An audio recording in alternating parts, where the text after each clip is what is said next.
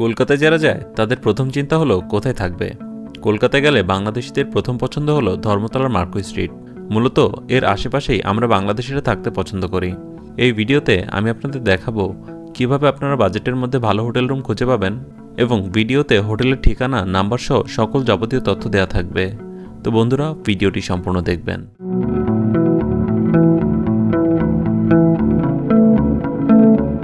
Hello everyone, welcome from Kolkata. আমি এখন আছি মার্কো স্ট্রিটে। তো আমরা যারা বাঙালিরা আসি, সর্বপ্রথম যেখানে আসি সেটা হচ্ছে মার্কো স্ট্রিট।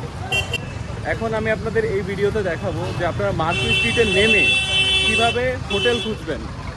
অনেকের বাজেট কম থাকে, আপনারা বাজেটে যে হোটেলগুলো আছে সেগুলোও দেখতে পারবেন, আর বাজেট যাদের কম সেই হোটেলগুলো আপনাদের দেখাবো। তো এখন দেখেন, এটা হচ্ছে মার্কো স্ট্রিট। তো এইখানে আপনারা যখন আপনাদের ট্যাক্সি থেকে নামাই দিবে, তো এখানে আপনারা বিভিন্ন বাংলাদেশি যে পরিবহনের যেই কাউন্টারগুলো আছে সেগুলো আপনারা দেখতে পারবেন। এখানে আপনাদের Shyamoli, NR travel, royal coach, দেখেন এই এরিয়াটা বাংলাদেশিরাই মোটামুটি ব্যবসা করে। আর এখানে যে সামনে যে হোটেলগুলো আছে এখানে বাংলাদেশিরা এসেই থাকে। তো মোটামুটি এই এরিয়ার যত ব্যবসা আছে মোটামুটি সব বাংলাদেশিদের উপরেই নির্ভর করে, কারণ এখানে সব হোটেলস, তারপরে হচ্ছে খাবারের হোটেল, থাকার হোটেল, বিভিন্ন পরিবহনের যেই কাউন্টারগুলো আছে এগুলো সব বাংলাদেশিরা আসে, এই জন্য এগুলো চলে। তো বর্তমানে যেহেতু বাংলাদেশিদের ভিসা দেওয়া হচ্ছে না, ট্যুরিস্ট ভিসা দেওয়া হচ্ছে না, তো বর্তমানে মার্কো স্ট্রিটের অবস্থা খুবই খারাপ। বাংলাদেশিরা নাই বললেই চলে। 80% লোকেরাই এখন আসতে পারছে না, এই জন্য মার্কো স্ট্রিট অনেকটাই খালি। তো আপনারা চলে যাবেন এখান দিয়ে। দেখেন এই যে হচ্ছে ডিকে হোটেল। এই ডিকে হোটেলের এই রাস্তা থেকে আপনারা একটু ভিতরের দিকে গেলেই এখানে অনেক বাজেট হোটেলগুলো পাবেন। এখানে দেখেন গ্রিন লাইন, দেশ ট্রাভেলসের কাউন্টারও আছে। এখানে আপনারা বাংলাদেশি খাবারও পাবেন সামনে। তো এখানে আপনার বাংলাদেশি খাবার বলেন, থাকার জায়গা বলেন, আর অন্যান্য যে কেনাকাটার জায়গা বলেন, সব কিছুই পাওয়া যায়। নিউ মার্কেটের ডিস্টেন্স হচ্ছে এখান থেকে জাস্ট 5 মিনিট ওয়াকিং ডিস্টেন্স। তো আপনারা চাইলে ওখানেও যেতে পারেন খুব ইজিলি। এখান দিয়ে আপনারা যখন যাবেন এই গলি দিয়ে, তো এখানে আপনারা অনেক বাজেট ফ্রেন্ডলি হোটেলগুলো পাবেন। এ দেখেন এখানে ঢাকায় মেজবান রেস্টুরেন্ট, চিটাগং রেস্টুরেন্ট, এখানে অনেকটাই বাংলাদেশের মতোই খাবার পাওয়া যায়। এক্সাক্ট 100% না হলেও কাইন্ড অফ পাওয়া যায়। আর এই হচ্ছে আরামবাগ হোটেল।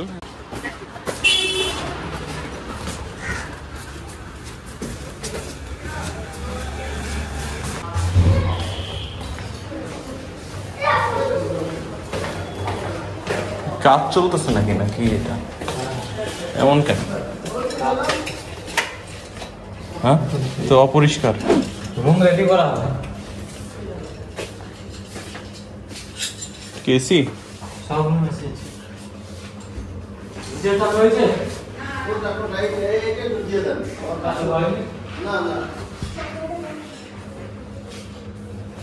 এটা এটা চালু না।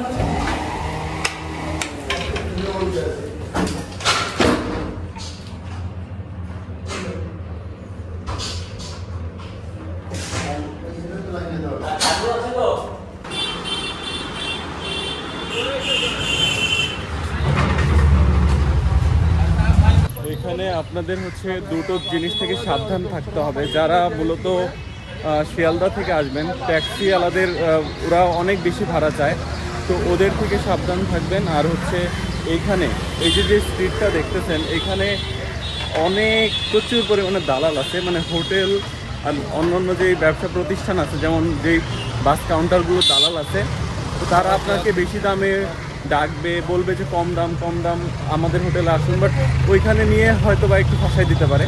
তো আপনারা খুব সাবধানে, সবাই ডাকলে যাবেন না, একটু বুঝে শুনে চলার চেষ্টা করবেন। তো এখানে আপনাকে কেউ কোনো হ্যারাস করতে পারবে না, অথবা আপনার কাছ থেকে টাকা নিতে পারবে না। প্রথমে আপনাদের যে হোটেলটা দেখালাম, যে রুমগুলো দেখালাম, তো একটু অগোছালো ছিল আর একটু নোংরা ছিল। তো আমি এখন অন্য একটি হোটেলে যাব, আর ওই হোটেলটা আপনাদের দেখাবো। দেখেন এখানেও একটা গেস্ট হাউস আছে।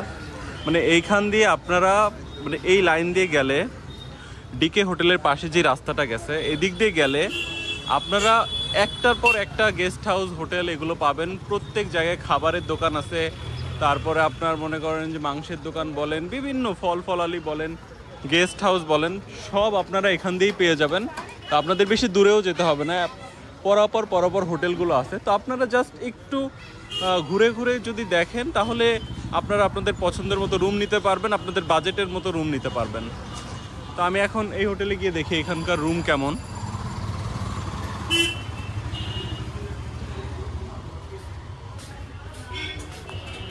হ্যাঁ,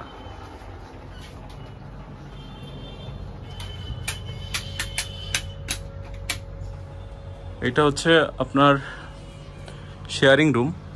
তো আপনারা যারা ব্যাচেলার আসবেন তারা শেয়ারিং রুমেও থাকতে পারবেন। প্রাইস কিतना বলা আপনি? 400 पर पर्सन। পার পার্সন 400, মানে 400 টাকা মাত্র। 400 টাকায় আপনারা এমন বেডওয়ালা রুম পেয়ে যাবেন। তো এটা হচ্ছে দাদা, অ্যাড্রেসটা কোথায়? 109/1 calling street. Calling street, Marco street और कॉलिंग स्ट्रीट तो बगल में है ना? हाँ, ये मार्को स्ट्रीट उस साइड पड़ गया, कॉलिंग स्ट्रीट इस साइड। তো পাশাপাশি আর কি, 1-2 মিনিটের ডিস্টেন্স হয়তো বা না। हाँ। তো বার্থ স্ট্রিটের মতো মার্কো স্ট্রিটেও আপনার ডরমেটরি সিস্টেমটা আছে। তো ভালো লাগছে এখানে। মাত্র 400 টাকায় আপনারা হচ্ছে ডরমেটরি পেয়ে যাবেন। এখানে এক রুমে অনেক মানুষ থাকে।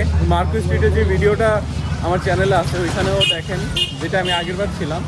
তো ওইখানেও মনে করেন যে এক রুমে প্রায় 6 জন 12 জন এমন করে লোক থাকতো। এতে ভাড়া শেয়ারিং হয়ে যায়। তো যারা সিঙ্গেল আসবেন, মানে সোলো ট্রাভেলার বা বন্ধুদের নিয়ে আসবেন, তারা এখানে থাকতে পারেন, আপনাদের বাজেটেও হয়ে যাবে।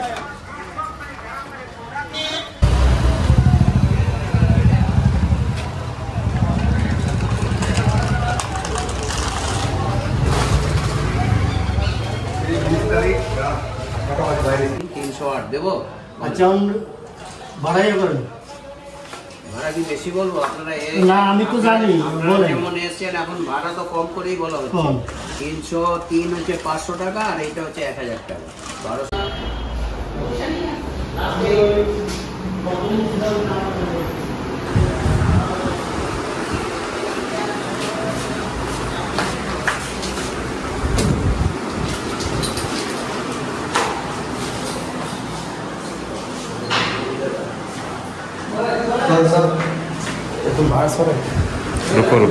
তো এই ছিল গুলশান লজ। তো অনেক নাম শুনছিলাম এর, আজকে গেলাম ভিতরে। বাট আসলে সত্যি কথা বলতে অনেক আগের হোটেল তো অতটা পরিষ্কার মনে হলো না। হ্যাঁ, সস্তা ছিল, 500 টাকা রুম ছিল, বাট অতটা ভালো মনে হয়নি আমার কাছে। মানে এখন সবাই একটু পরিষ্কার পরিচ্ছন্ন রুমই খুঁজে, যেহেতু ওরা বললো যে স্টাফ কম, এই সেই, ওদের চাদরের অবস্থা, এগুলো বাথরুমের অবস্থা একটু বেশি একটা ভালো লাগে নাই। তো আমি আর একটু দেখবো যে আর কোন কোন হোটেল আছে, আর কী কী বাজেটেই বা হোটেলগুলো পাওয়া যায়।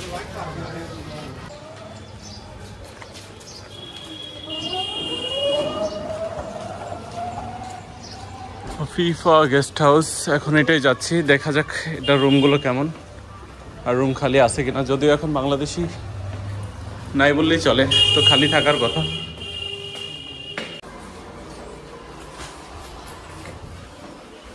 কোন দিকে দাদা? এই যে লাইটটা লাইট দিচ্ছি। এটা না, হ্যাঁ, এসি না নন? এসি নিলে এসিও আছে, নন এসি আছে। এটা ভাড়া কত? ভাড়া তো অনেক, আপনি এখন একা থাকবেন তো সেইভাবে। কত তাও? 700 টাকা পড়বে। একা থাকলি কম হবে না? কতর মধ্যে চাইছেন? 500-র মধ্যে হয় না? 500 হবে না, 600 হবে। 600? এটাই?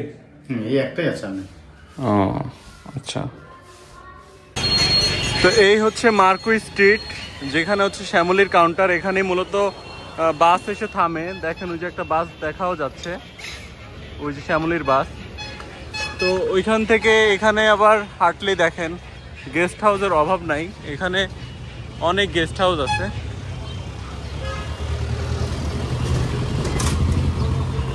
তো আমরা এইদিকে আরও দেখবো কিছু গেস্ট হাউস, সেগুলো রুম কেমন আর ওটার ভাড়া কত। তো এখন আমরা যাচ্ছি হোটেল প্যারাডাইস ইন্টারন্যাশনাল, দেখা যাক এটা রুম কেমন হয়। চলো, কোন দিকে?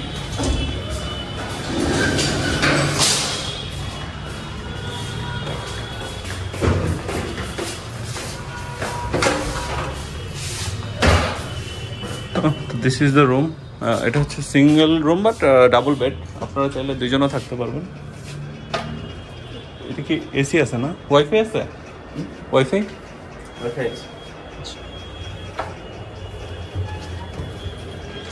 ওয়াশরুম এখানকার, এখানে গিজারও আছে, ওয়াইফাইও আছে। এটা ভাড়া কত? ভাড়া নিচে নিচে? ওকে।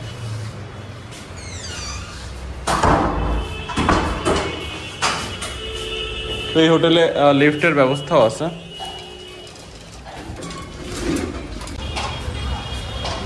তো হোটেল প্যারাডাইস ইন্টারন্যাশনালের যে রুমটা আপনাদের দেখালাম ওটার ভাড়া হচ্ছে 800 রুপি।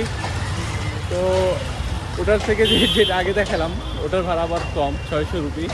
তো এখানে দেখেন বিভিন্ন গেস্ট হাউস আছে, guest house, paradise guest house, অনেক কিছুই আছে। দেখেন আসলে এখানে অভাব নাই গেস্ট হাউসের। আপনারা এখানে না হলেও 200-300 গেস্ট হাউস তো হবেই আমার মতে। তো আপনারা ঘুরে ফিরে দেখবেন। তো আসলে যদি হাই বাজেটে না যান তাহলে আপনার 500-700-র মধ্যে এই রুমগুলোই পাবেন, যেগুলো আপনাদের এতক্ষণ আমি দেখাইলাম।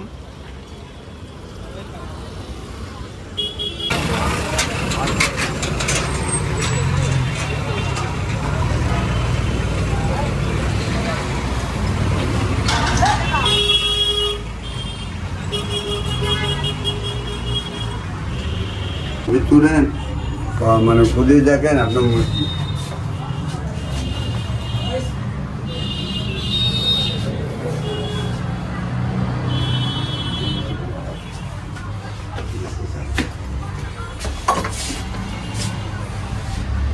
खाली होगा, ये अभी खाली नहीं है, खाली होगा। विंडो नहीं है इसमें? बाहर तो है, तो इधर है, इधर है, एसी है, बंद है ना, इसलिए तो गैस हो रहा है। अभी साफ सुथरा होगा, गैस हो रहा है बहुत। गैस अभी आती है ना, इसलिए कि बंद है ना, पूरा सफा करेगा, क्लीन होगा।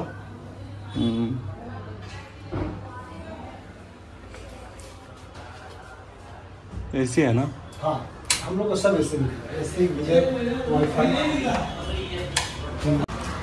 তো অনেক ঘোরাঘুরির পরে শেষ পর্যন্ত ডিসিশন নিলাম যে আফিফা গেস্ট হাউসেই উঠবো, কারণ হচ্ছে এটা হচ্ছে একদম নিরিবিলি আর রাস্তাঘাট থেকে অনেক দূরে, এই জন্য। আর এটার রুমটাও খুব রিজনেবল লাগছে আমার কাছে, ভালো লাগছে। তো এটাতেই উঠবো ডিসাইড করছি। তো অবশেষে আফিফা গেস্ট হাউসের এই রুমটাই নিলাম। তো এই হচ্ছে রুমটা। তো রুমটা খুবই ডিসেন্ট, ভালো, ডাবল বেড, আর এখানে টিভি, ওয়াইফাই, এসিও আছে। তো আপনারা যারা একটু নিরিবিলি চান মার্কুই স্ট্রিটে, তারা এখানে আসতে পারেন। দেখেন এখানে গিজারের ব্যবস্থা আছে। তো রুমটা বেশ ভালো লাগছে, অন্যান্য যে রুমগুলো আপনাদের দেখাইলাম তার থেকে অনেক বেটার। আর মাত্র ভাড়া মাত্র 600 টাকা, 600 রুপি আর কি। তো আপনারা চাইলে যদি চান তাহলে এখানে এসে থাকতে পারেন। তো ফাইনালি রুম নিয়ে নিলাম মার্কুই স্ট্রিটে। তো অনেক ঘোরাঘুরির পরে, অনেক হোটেল দেখার পরে তো শেষ পর্যন্ত আফিফা গেস্ট হাউসেই নিলাম। এটা আমার কাছে ডিসেন্ট আর একদম ভালো লাগছে, একদম নিরিবিলি পরিবেশ। আপনারা চাইলে এখানে এসে ঘুরে সব জায়গায় দেখে তারপর আপনাদের বাজেট অনুসারে রুম ঠিক করবেন, আর কোনো দালালের খপ্পরে পড়বেন না।